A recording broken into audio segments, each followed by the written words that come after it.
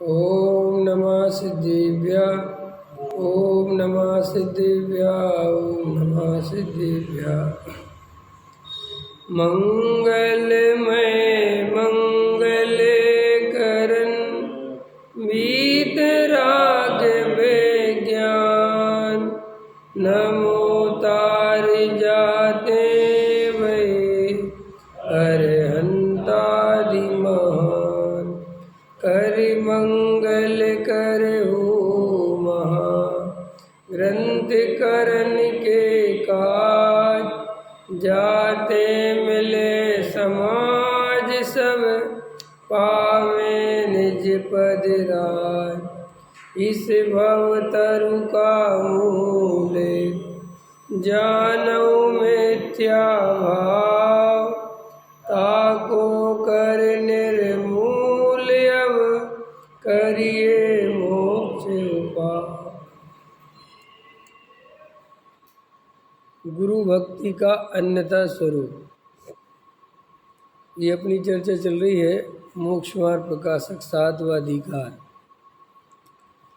तथा जिन गुणों का विचार करते हैं उनमें कितने ही जीव आश्रित हैं, कितने ही पुद्गलाश्रित हैं, उनके विशेष न जानते हुए असमान जातीय मुनि पर्याय में एकत्व बुद्धि से मिथ्या दृष्टि ही रहते हैं। तथा सम्यक दर्शन ज्ञान चारित्र्य की एकता रूप मोक्ष मार्ग वही मुनियों का सच्चा लक्षण है, उसे नहीं पहचानते। क्योंकि यह पहचान हो जाए तो मिथ्या दृष्टि रहते नहीं। इस प्रकार यदि मुनियों का सच्चा स्वरूप ही नहीं जानेंगे तो सच्ची भक्ति कैसे करेंगे। पुण्य बंध के कारणभूत शुभ क्रिया रूप गुणों को पहचान कर उनकी सेवा से अपना भला होना जानकर उनमें अनुरागी होकर भक्ति करते हैं।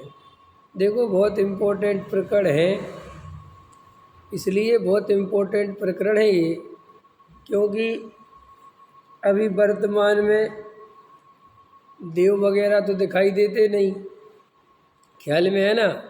जो देव हैं वो तो मूर्तियों में है, साक्षात तो है नहीं। और शास्त्र तो अपने आप में कुछ बोलते नहीं। अब बचे गुरु, तो गुरु तो दिखाई भी देते हैं और बहुत सारे गुरु घूम भी रहे दुनिया में। हर पंथ संप्रदाय के गुरु हैं, अपने अपने साधु हैं, अपने अपने सब। तो इसलिए गुरु का स्वरूप वर्तमान में पहचानना बहुत जरूरी है कि वास्तव में सच्चा गुरु कौन है। इसलिए गुरु के स्वरूप की चर्चा अपने आप में बहुत महत्वपूर्ण हो जाती है। तो देखो, टोडामल जी साहब क्या कह रहे हैं कि पहले नंबर पर दो संसार में बहुत सारे जीव जो हैं कुल परंपरा से अपने गुरु को मानते हैं। कुल परंपरा है और जिस परंपरा में उनके जो साधु होते हैं वे उनकी पूजा भक्ति करते हैं और इससे ज़्यादा वे कुछ नहीं जानते। कुछ लोग होते हैं जो थोड़ा करते हैं स्वाध्याय वगैरह, तो वे क्या करते हैं कि बस बाहर के व्रतशील संयम आदि से साधु को बड़ा मानते हैं। किस साधु ने कितने उपवास करे, किस साधु ने कितनी तपस्या करी, कौन सा साधु ज़्यादा तपस्या करता है, ज़्यादा उपवास करता है, रसी नहीं लेता है ना, रूखा सूखा भोजन करता है, क्रियाओं से, बाहरी क्रियाओं से बड़ा गुरु मानते हैं और उनकी सेवा भक्ति करते हैं बहुत सारे जीव। समझ में आ रहा है ना। हाँ, मतलब ऐसा समझ लो आप कि 100 आदमी हैं, ठीक है, तो 100 में से 80% 80 आदमी तो कुल परंपरा से गुरु को मानते हैं, ठीक है। अब बचे 20, वे 20 में से 19.5 वे क्रियाओं से बड़ा मानते हैं। ख्याल में, उनको और से ज़्यादा साधु की कोई पहचान नहीं है। बस इतनी साधु की पहचान है कि साहब ये बहुत उपवास करते हैं, बहुत क्रिया करते हैं, ये भोजन नहीं करते, ऐसे रहते हैं, वैसे नहीं रहते, शहर में नहीं जाते, ख्याल में है ना, ज़्यादा लोगों से बातचीत नहीं करते। तो ये बाहरी पहचान से उनको बड़ा गुरु मानते हैं, जबकि वास्तव में गुरु का जो स्वरूप है वो तो सम्यक दर्शन ज्ञान चारित्र की प्रधानता से जिन दर्शन में कहा गया है। जैन धर्म में सच्चा गुरु तो सम्यक दर्शन ज्ञान चारित्र की एकता रूप जो मोक्ष मार्ग है उस पर जो चलता है वो गुरु है। जो कसायों के अभाव रूप तीन कसाय चौकड़ी के अभाव जिसके है, जिसके व्यक्त वीतरागता प्रकट है, जो राग देश नहीं करते। ख्याल में है ना, वस्त्र का एक धागा इसलिए नहीं रखते कि उनके अंदर राग देश नहीं होते। राग देश हो और वस्त्र का धागा नहीं रखें, नग्न दिगंबर हो, तो अभी वो सच्चे साधु थोड़े ही हैं। ख्याल में है ना, तो राग देश करने वाला सच्चा साधु नहीं है, कसाय करने वाला सच्चा साधु नहीं है। अरे जैन धर्म तो वो धर्म है जहाँ मुनिराज के ऊपर सर्प डाल दिया, मुनिराज के ऊपर नाना प्रकार के उपसर्ग करे। पुराणों में कितनी कहानियाँ आती हैं, तो भी मुनिराज ने एक भी शब्द नहीं बोला। कोई अंदर से बाहर से तो बोलने की बात छोड़ो, मन में भी क्रोध नहीं आया, इतना सा भी द्वेष भाव नहीं आया। ये साधु का स्वरूप जैन दर्शन में बताया है। और जो साधु प्रत्यक्ष ही ख्याल में आया किसी का विरोध करे, किसी को गाली दे, किसी की निंदा करे, तो वो सच्चा साधु कैसे हो सकता है। माने जैन धर्म में तो उपसर्ग करने वाले पर भी गुस्सा नहीं आए, क्रोध नहीं आए, ख्याल में है ना, एक शब्द नहीं आए। अपन सब कहानी पढ़ते यशोधर मुनिराज की, राजा सैनिक ने मरा हुआ सर्प डाल दिया और उनकी पत्नी ने चेल्ला ने वो उपसर्ग दूर किया, तो भी मुनिराज ने दोनों को एक जैसा आशीर्वाद दिया। इतना भी भाव नहीं रखा कि तू पापी है, तू नरक जाएगा, तू मुनियों को नहीं मानता, ऐसा कुछ बोला यशोधर मुनिराज ने बोला ऐसा कुछ। और एक यशोधर मुनिराज की बात नहीं है, पुराणों में ऐसे हजारों उदाहरण भरे पड़े हुए हैं। क्योंकि जैन धर्म का साधु तो है ही वो साधु जो जगत से राग द्वेष नहीं करता। छेड़ाला वाले कहते हैं, छेड़ालाकार दौलत राम जी भी कहते कि भैया कोई उनकी निंदा करे, कोई उनकी स्तुति करे, ख्याल में आए ना, कोई तलवार से प्रहार करे, तो भी जिनके राग द्वेष ना हो ऐसे साधु ही सच्चे साधु है। खाली नग्न दिगंबर हो जाने से कोई सच्चा साधु नहीं होता। कपड़ों से नग्न दिगंबर होना बहुत आसान है, कसायों से नग्न दिगंबर होना कठिन है। कसाय रूपी कपड़े उतारना सबसे दुर्लभ है। तन के कपड़े तो कोई भी उतार सकता है, मन के कपड़े उतरे, मन में कसाय भाव मिटे तो साधु का सच्चा लक्षण है। लेकिन भोले जगत के जीव जिन्हें सच्चे साधु की पहचान नहीं है और मात्र बाहरी क्रियाओं से ही साधुपना मानते हैं, कुल परंपरा से साधु मानते हैं, उनकी भक्ति पूजा करते हैं, सो वे साधु भी संसार में घूमते हैं और उनके मानने वाले भी संसार में घूमते हैं। क्यों?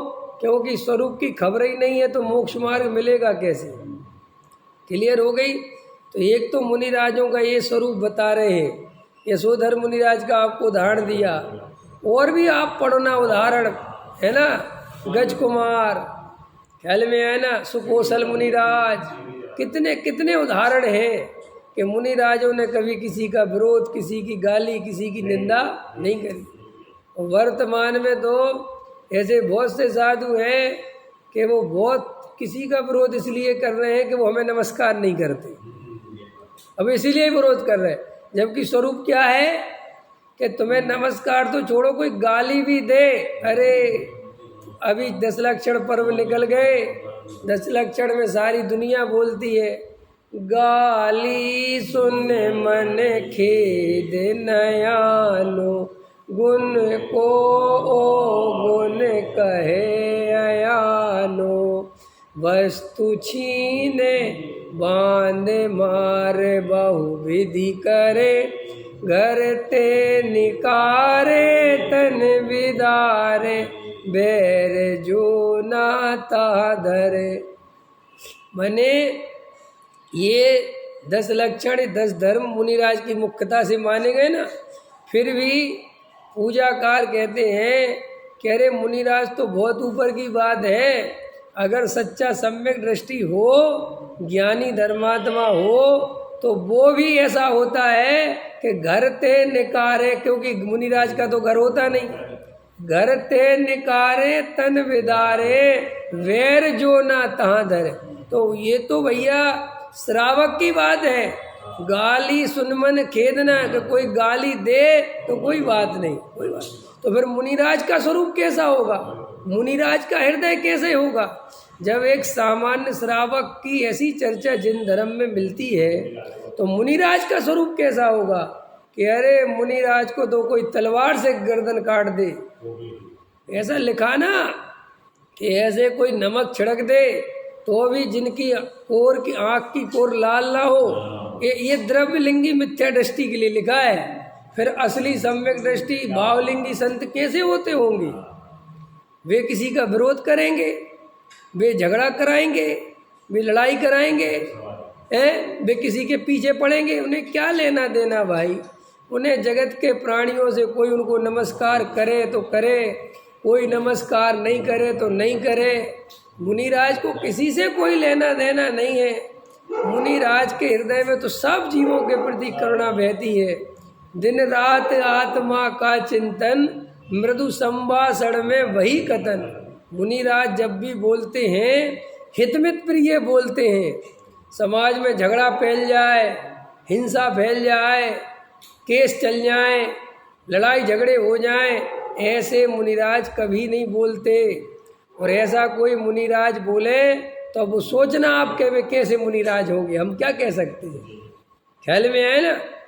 अरे लेकिन जगत के मोहांध प्राणी समझते नहीं स्वरूप, और किसी की बातों में आकर फंस जाते हैं, कुगुरुओं के चक्कर में आकर लड़ाई झगड़ा करते हैं, एक दूसरे के दुश्मन बन जाते हैं, और भूल जाते हैं कि जैन दर्शन तो वीतरागी दर्शन है, इसमें लड़ाई झगड़ा करने की गुंजाइश नहीं है। पुराण इसलिए लिखे हैं, ये कहानियाँ इसलिए लिखी हैं कि सीता जंगल छुड़वा दिया तो भी सीता ने लड़ाई झगड़ा नहीं किया। क्या कहा? जे करम पूरब किए खोटे, सहे क्यों नहीं जियरा। क्या कहा कि अरे तुम रामचंद्र को दोष मत देना, ये तो मेरा ही पूर्व का कर्म है, कौन मेरा अच्छा बुरा करने वाला है। ख्याल में आए ना? ओह रामचंद्र से कह देना कि धर्म नहीं छोड़ दें, कोई तुम्हारी धर्म की निंदा करे तो तुम सच्चा धर्म नहीं छोड़ देना। ऐसे ही कोई सच्चे धर्म की बुराई करे, ख्याल में सच्चे गुरु की निंदा करे तो तुम छोड़ मत देना।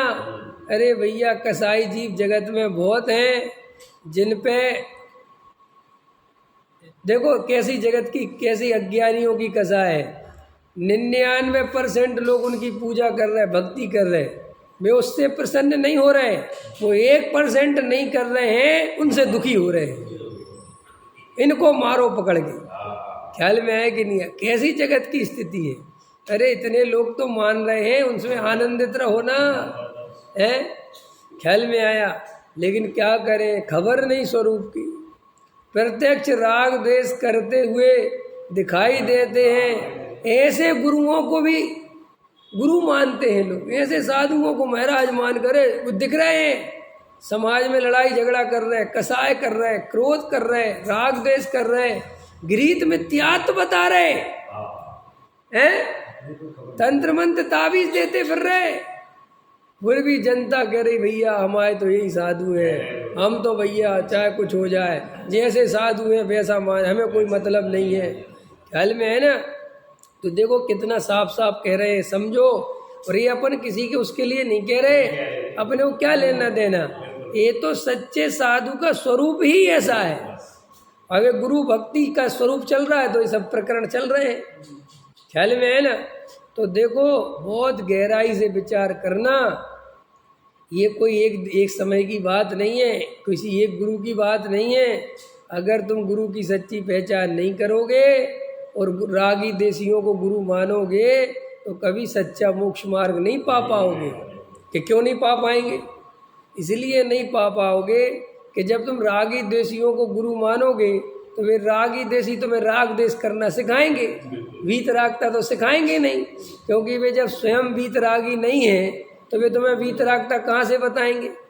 जब उन्हें स्वयं मोक्ष मार्ग की खबर नहीं है तो वे तुम्हें मोक्ष मार्ग कहाँ से बताएंगे। ख्याल में है ना? अरे ये आश्चर्य की बात है। लोग कहते स्वाध्याय करने से क्या होता है, कुछ करो तो बात ऐसे ही आती ना बात। देखो मैं तुम्हें एक अंतर बताता हूँ, स्वाध्याय करने का कितना प्रभाव होता है जीव पर। जो जीव स्वाध्याय करते हैं, सच्चा तत्व ज्ञान समझते हैं, वे जीव साधुओं से भी मंद कसाई दिखाई दे रहे हैं। क्या कह रहा हूँ मैं? उनके सामने अज्ञानी साधु तीव्र कसाई दिखाई दे रहे हैं और वे ग्रस्त हैं। वे स्वाध्याय करते हुए मंद कसाई हैं। वे कह रहे कोई बात नहीं, आपको हमें गाली देना दे लो, हम आपसे कुछ नहीं कहेंगे। और वे साधुओं के गाली देने में लगे हुए हैं। इससे पता चलता है ना तत्व ज्ञान का कितना प्रभाव पड़ता है। हम लोगों के अंदर तत्व ज्ञान आ गया तो देखो अपन को गाली दे देते हैं, अपन कहते कोई बात, हमारे शास्त्र उठा के फेंक दिए, कोई बात नहीं हम दूसरे छपवा लेंगे, हमें मंदिर से निकाल दिया, कोई नहीं हम दूसरा बना लेंगे। ये देखो कितना प्रभाव है तत्व ज्ञान का। और ये आज की बात नहीं है, जो भी तत्व ज्ञानी होते हैं, गुरुदेव कहते थे भूले भगवान से। गुरुदेव को लेटर में गालियाँ लिखी आती थी, अखबारों में गालियाँ छपती थी, तो गुरुदेव को सुनाते थे कि आपको गाली दे रहे हैं फला फला फला, तो कहते थे भूला भगवान से, कोई बात। सोचो बात, ये ग्रस्त की करुणा है। एक चौथे गुणस्थान वर्ती अवृत्ति सम्यक दृष्टि की करुणा है ये। तो फिर मुनिराज की करुणा कैसी होगी? फिर मुनिराज कैसे होंगे? गहराई से विचार करना, ये कोई पक्षपात की बात तो नहीं है। इसलिए समझ में आ जाता है कि सम्यक दृष्टि की बात ही निराली है। जिसके पास सम्यक दर्शन नहीं है, जिसको आत्मा की खबर नहीं है, सच्चा तत्व ज्ञान नहीं है, भले ही कपड़े उतार दिए हो, भले ही साधु बन गए हो, लेकिन राग देश नहीं छूटेंगे, कसाय नहीं टूटेगी। इसलिए कपड़े उतार देने मात्र से कसाय नहीं टूटती। अंदर का आत्मा अनुभव चाहिए, तत्व ज्ञान चाहिए, भेद ज्ञान चाहिए। अब पकड़ में आ गई ना साधु का स्वरूप। अब ये तो तुम किसी को भी सुना दो, अगर उसकी होनहार भली होगी, उसकी भवितव्यता होगी, निकट भव्य होगा, मोक्ष मार्ग मिलना होगा, तो 1 मिनट में उसे मेरी बात समझ में आ जाएगी कि ये क्या कहना चाहते। अपन किसी साधु की निंदा नहीं करते, लेकिन भैया तुम्हें साधु का सच्चा स्वरूप बताना बहुत ज़रूरी है, क्योंकि सच्चा स्वरूप नहीं बताएंगे तो तुम सच्चा स्वरूप नहीं जानोगे और कुगुरुओं के चक्कर में फंसे रहोगे, तो सच्चा मोक्ष मार्ग कैसे मिलेगा? इतना कारण है और कोई कारण नहीं है। अब अपन को इतनी बात अच्छे से अंतर समझ में आ गया ना। कोई पूछता है ना स्वाध्याय करने से क्या होता है, तत्व ज्ञान, अरे क्या होता है, कुछ करके दिखाओ, अरे मुनि बन के दिखाओ। अरे भाई तत्व ज्ञान का प्रभाव कितना है कि कोई नग्न दिगंबर होकर भी तीव्र कसाय लड़ाई झगड़े कर रहा है, और कोई गृहस्थ होकर भी शांति से सुन रहा है, कोई बात नहीं। ये तत्व ज्ञान का प्रभाव होता है। कसाय मंद होती है अपने आप, और तत्व ज्ञान नहीं करते, मात्र क्रिया कांड करते, सो वो तीव्र कसाय बनी रहती, अंदर बिल्कुल क्रोध बना रहता है। अब बहुत सारे महाराज, बहुत सारे साधु किसी किसी का इसलिए विरोध करते हैं कि वो हमें नहीं मानते। अब ये कोई कसाय का कांड थोड़ी है। अरे जगत में कोई माने नहीं माने इसके लिए थोड़ी साधु बने हम हैं। और पुराण में ने बता दिए ना, देखो अंजना के साथ क्या हुआ था, हैं छोड़ दिया पवनंजय ने 22 साल, कितनी वो सारे कहानी है ना, लेकिन किसी का विरोध नहीं किया। कोई बात नहीं, अपने ही कर्म है भैया। ऐसे ही जो ज्ञानी होता है उसका कोई विरोध भी करता है, कोई गाली भी देता है, कोई झगड़ वो कहता है कोई बात नहीं, जे कर्म पूरब ये कोई होगा भैया, पहले किसी का अपन ने किया होगा तो भैया हमारा कर। ख्याल में आए ना, गज कुमार के ऊपर सिगड़ी जला दी मुनिराज के, कोई बात नहीं भैया, अपने ही कर्म है। ऐसा नहीं कि मुनिराज लड़ने लग गए, पांडवों को कड़े पहना दिए।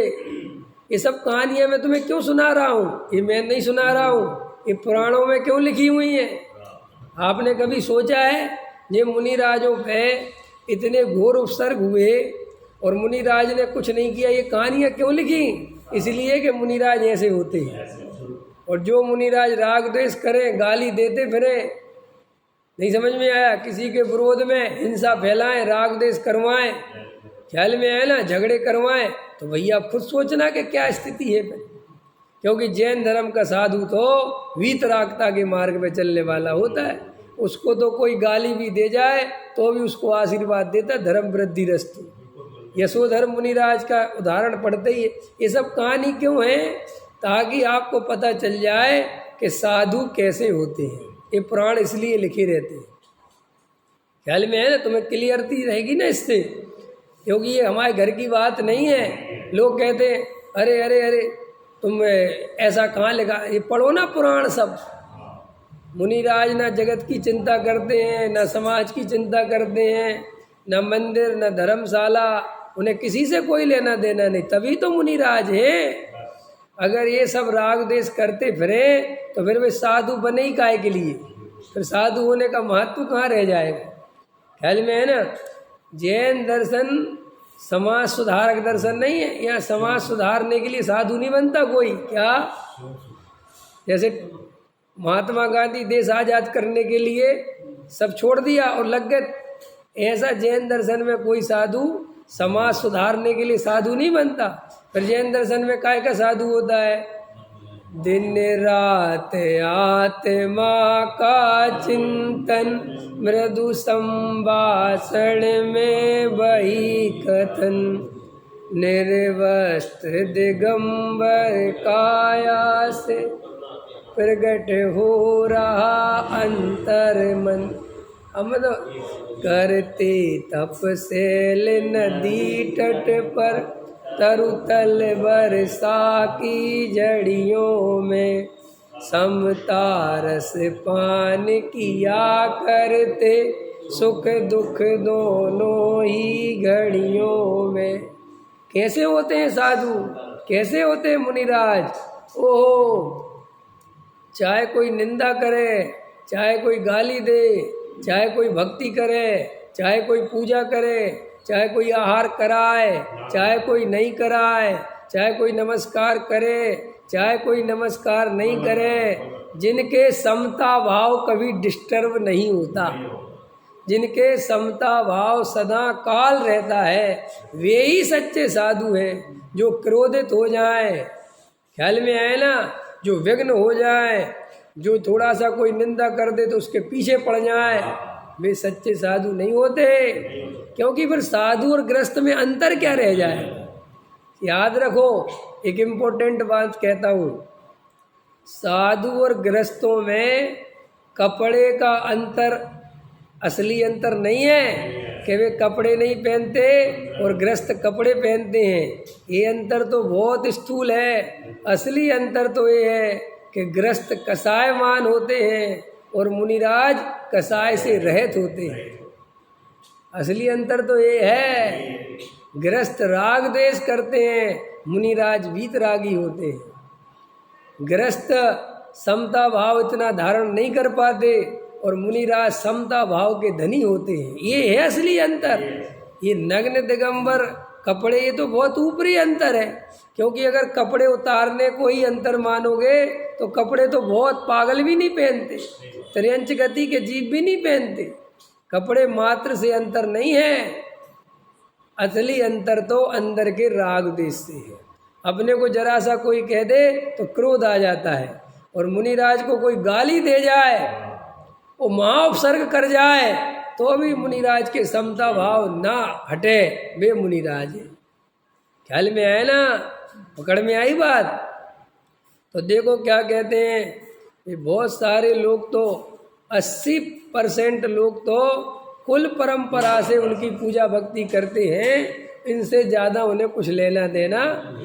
और जो 20% बचे, वे भी 20% भी बाहरी क्रियाकांड से कितना उपवास करते हैं, कितना तप करते हैं, ये करते हैं, ये से नहीं रहते, बस इससे प्रभाव। अंदर की आत्मा की कितनी खबर है, ख्याल में है ना।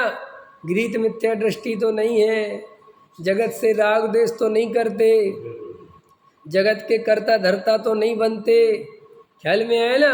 कसाय वाले तो नहीं हैं, ये पहचान नहीं करते, इस तरफ ध्यान नहीं देते ही नहीं। और जो ध्यान देते हैं, ख्याल में है ना, सो उनका विरोध करते, ख्याल में है ना। जो ध्यान देते हैं जो, सो वे कहते हैं ये ज़्यादा होशियार बन रहा है, ख्याल में है ना, इसको उठा के फेंको। कि क्यों?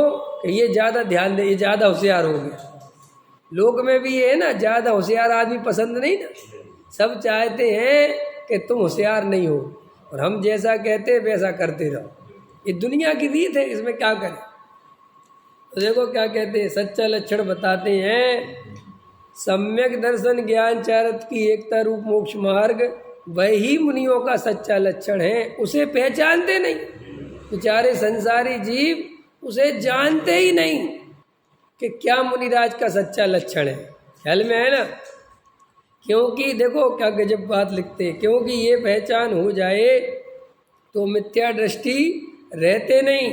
इस प्रकार यदि मुनियों का सच्चा स्वरूप ही नहीं जानेंगे तो सच्ची भक्ति कैसे करेंगे। अब लोग कहते हैं कि हम सच्ची भक्ति करते, तुम नहीं करते।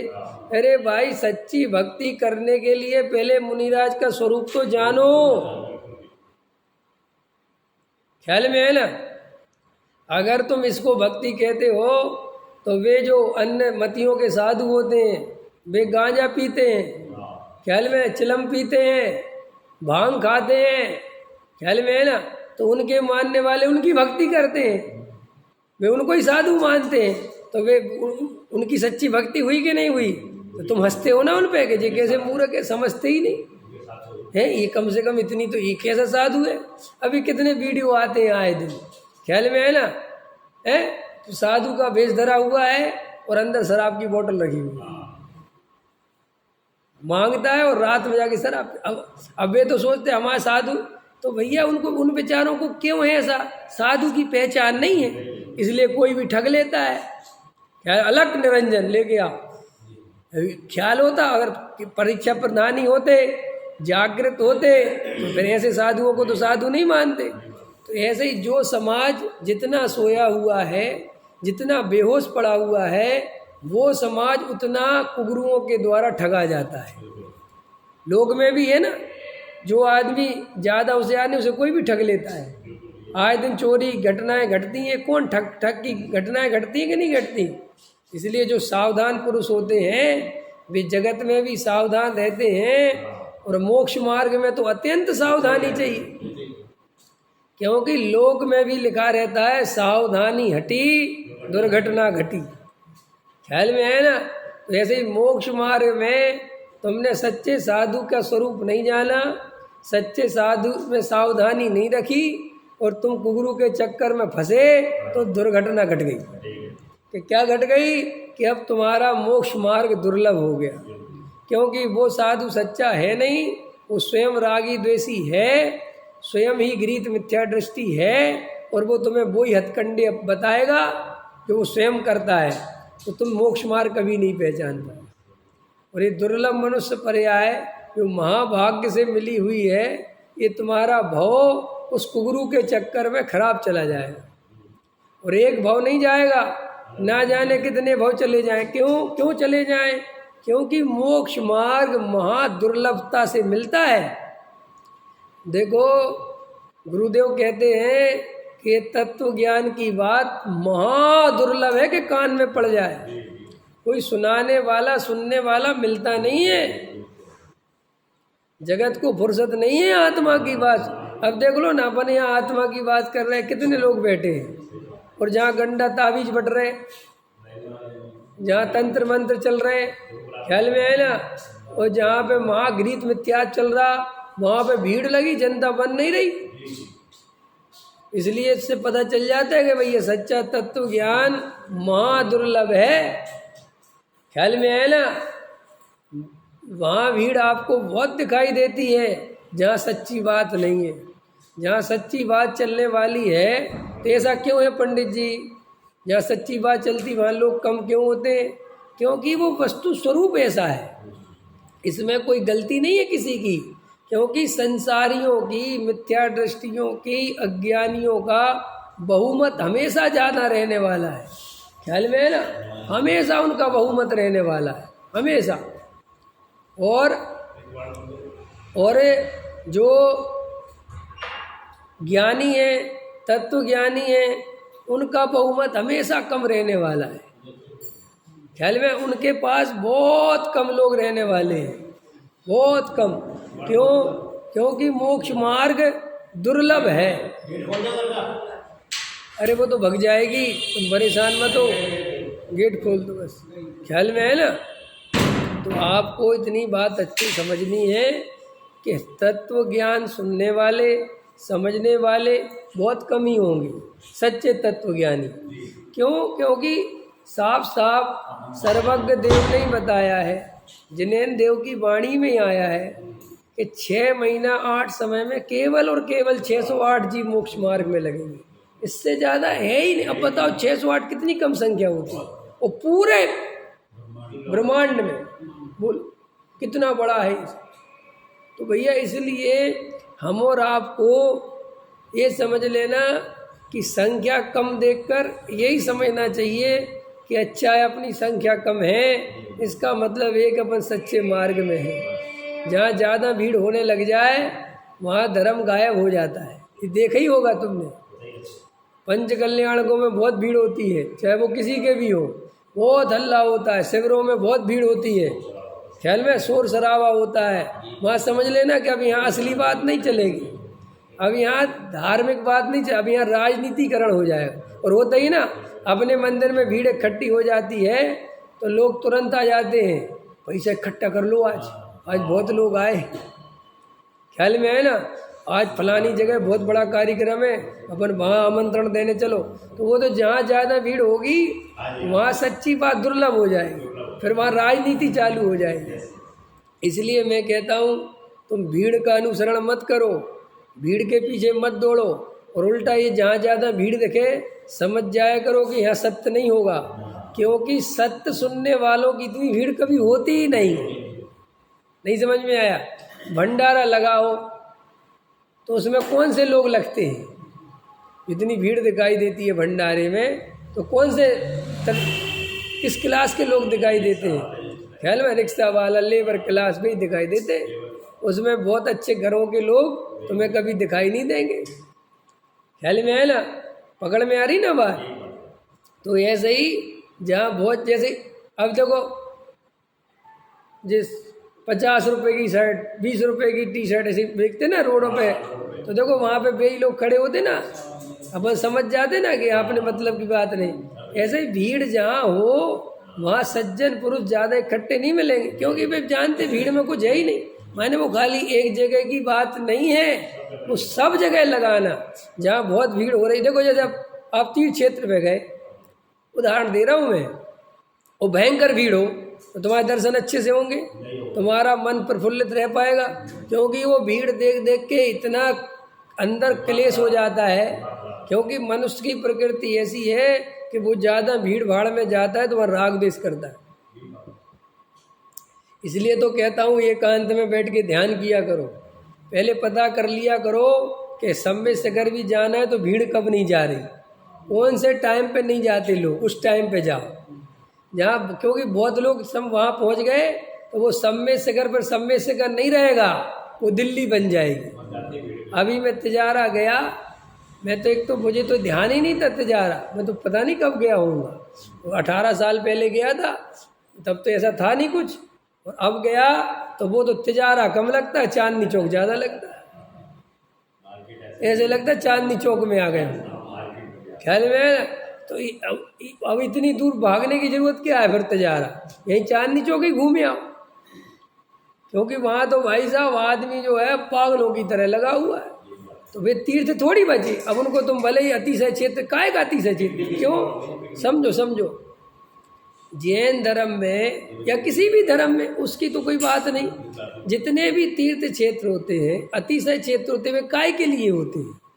मौज मस्ती करने के लिए थोड़ी होते हैं, सैर सपाटा करने के लिए थोड़ी होते हैं। वे तो वहाँ जाके एकांत में बैठ के धर्म ध्यान करने के लिए होते हैं, तत्व विचार करने के लिए होते हैं, शांति से भगवान के दर्शन करने के लिए होते हैं। लेकिन वहाँ पर तुम्हारी जो भोक्ता की जो प्रवृत्ति है ना, खाने पीने की जो प्रवृत्ति है, और लोगों की पता नहीं कैसी अकल है, तीर्थ क्षेत्रों पे भी जाके लंपट्टी हो जाते हैं, जबकि वास्तव में तीर्थ क्षेत्रों पे लंपट्टी खाने पीने की बिल्कुल अंदर नहीं होना चाहिए। वहाँ तो जो शुद्ध भोजनालय चलता हो, सिर्फ उन पे खाना खाओ, और ये बाहर में मत खाओ। ऐसे खरीदेंगे वहाँ से, खेल खिलौने खरीदेंगे, बच्चों के लिए कपड़े अरे भाई कपड़ा वपड़ा खरीदना चांदनी चौक से तो भाई लेके जाते बेचारे, नहीं समझ, वहाँ खरीदेंगे। तुम आए काय के लिए थे? वहाँ तिजारा में चंदा प्रभु के दर्शन करने आए थे कि कपड़े? बोले साहब दोनों ही काम हो जाते। ख्याल में ऐसे लोग कहते ना। तो भैया तुमने वो तीर्थ क्षेत्र का जो उद्देश्य है वो उद्देश्य ही खत्म कर दिया। इसलिए आजकल तीर्थ क्षेत्रों पे जाने लायक कुछ बचा नहीं, लेकिन लोगों को समझ में आता नहीं तो बेचारे दौड़ लगा जाते। अभी कोई मेरे से प्रश्न पूछ रहा था, अभी मैं वहाँ इंतजार है, मैं पूछा, पता नहीं किसने बात चली, तो बोले कितनी भीड़ है। मैंने कहा लोगों के पास पैसा बहुत हो गया है और लोगों को सैर सपाटा करना होता है। ये कोई चंदा प्रभु के भगत नहीं है ना, तुम सोच रहे हो ये चंदा प्रभु के भगत है। क्योंकि चंदा प्रभु की भक्ति करने के लिए तो पहले चंदा प्रभु का स्वरूप तो पता हो, स्वरूप ही नहीं पता तो भक्ति क्या करेंगे। तो वहाँ तो दो बातें जाती, एक तो पैसा है, कार है, नहीं समझे, चलो यार आज छुट्टी तिजारा चलती है, तो काय के लिए गए तिजारा? कोई भगवान की महिमा आ गई क्या? सैर सपाटा। वहाँ गए, चंदा प्रभु के थोड़े बहुत दर्शन भी कर लिए, भूत भी भगवा लिए, वे भी सब व्यवस्थाएं बनी हैं। और फिर ये तो मानते हैं कि चमत्कार को नमस्कार, कि भैया कुछ विशेष होगा, यहाँ दर्शन करने से कुछ माल पानी बनेगी, कुछ बात बढ़िया हो जाएगी। और वह अपना दर्शन किया और फिर बाहर निकल के फिर दुकानें खोजो खाने पीने की, चाट बिक रही है, आलू पकौड़ी बिक रही, सब बिक रही। नहीं समझ में आया? अब जैन ही अपने आप को बड़ा वो कहते, ये महाराज इनका निषेध नहीं करते, ये महाराज इन चीज़ों पर नहीं बोलते कि ये सब बंद करो। ख्याल में आए ना? बाकी बस कोई आत्मा की बात चल रही है, तत्व की बात चल रही है, तो उसके पीछे पड़ जाते हैं। असली तो अभी जैन धर्म में कितनी विकृतियां हैं। जैन धर्म में माने जैन धर्म में मानने वालों में तीर्थों पे कितनी विकृतियां, इन पे नहीं बोलते, इन पे किसी को फुर्सत नहीं है। हमारे कितने जैनी घृत मिथ्या दृष्टि हो रहे हैं, साईं बाबा पे जा रहे हैं, फलाने बाबा पे जा रहे हैं, उस पे कोई नहीं बोलता। वो नौ दुर्गा मना रहे, ये मना रहे, इस पे कोई साधु नहीं बोलता, कोई पंडित नहीं बोलता। ख्याल में इस पे किसी को बोलने की फुर्सत नहीं है। और आत्मा के चर्चा करने वालों की विरोध करने की फुर्सत है? तंत्र मंत्र तावीज बटते फिर रहे, भूत भगते फिर रहे, इस पर किसी को बोलने की फुर्सत नहीं है। ये सारे सारे के तीर्थ क्षेत्र चौपाटी बना दिए, इस पर बोलने की किसी को फुर्सत नहीं। पकड़ में आया? तो तीर्थ क्षेत्र का मतलब समझा रहा था मैं। जो तीर्थ क्षेत्रों की इतनी महिमा शास्त्रों में लिखी है वो कोई भगवान की वजह से नहीं लिखी है। वो तीर्थ क्षेत्र का मतलब ये था कि हे भाई, तू घर गृहस्थी के जंजाल में फंसा रहता है, तुझे एक मिनट भी ढंग से आत्मा की विचार करने की फुर्सत नहीं है, और तू यहाँ मंदिर में तो आता है 2 मिनट सिर पटक के भगत जाता है क्योंकि काम बहुत है ना। तो वहाँ तीर्थ क्षेत्र पे चला जा, 2-3-4 दिन का काम धंधा बंद कर दे और वहाँ जाके आत्मा की आराधना कर। इसके लिए तीर्थ क्षेत्र हैं। कोई भगवान अच्छा बुरा करता है, कोई भगवान तुम्हारी हेल्प करता है, कोई चमत्कार, ये इसके लिए तीर्थ नहीं होते। देखो, सिद्ध क्षेत्र और अतिशय क्षेत्र, इन दोनों में कोई अंतर नहीं है तुम्हारी तरफ से। वैसा तो अंतर है तुम्हारे लिए, तो चाहे तीर्थ अतिशय क्षेत्र हो चाहे सिद्ध क्षेत्र हो, दोनों पर ही जाके आत्मा आराधना करनी है। एक समझ में आया ना? कोई अतिशय क्षेत्र पे सैर सपाटा करना ये नहीं है। पकड़ में आया कि नहीं आया। तो इसलिए अपने को, तो ये मैं सब क्यों बता रहा हूँ कि जैसे तुम साधु के स्वरूप में जागृत नहीं हो, ऐसे तुम और जगह भी जागृत नहीं हो, और इसलिए ये सब गलतियाँ हो रही हैं। ख्याल में आए कि नहीं, इसलिए ये सब हो रहा। क्या करे भैया, भीड़ जहाँ जाएगी वहाँ पे धर्म का सूर्य अस्त हो जाएगा, क्योंकि भीड़ में धर्म होता ही नहीं कभी। मैंने 1000 दफ़े बोला ना, भीड़ में कभी धर्म नहीं होता, ध्यान रखना। जहाँ ज़्यादा भीड़ मैं तो कभी कभी कहता हूँ, मैं तो पता कैसा हूँ, मान के चलो मंदिर गया किसी तीर्थ क्षेत्र, वहाँ भीड़ दिखी ना, मैं नीचे ही खड़ा हो जाता हूँ। मैं कहता यहाँ जाना ही नहीं, कि साहब बहुत मुश्किल से भगवान के दर्शन हो रहे हैं। जिस भगवान के मुश्किल से दर्शन हो, मुझे उस भगवान के दर्शन नहीं करने।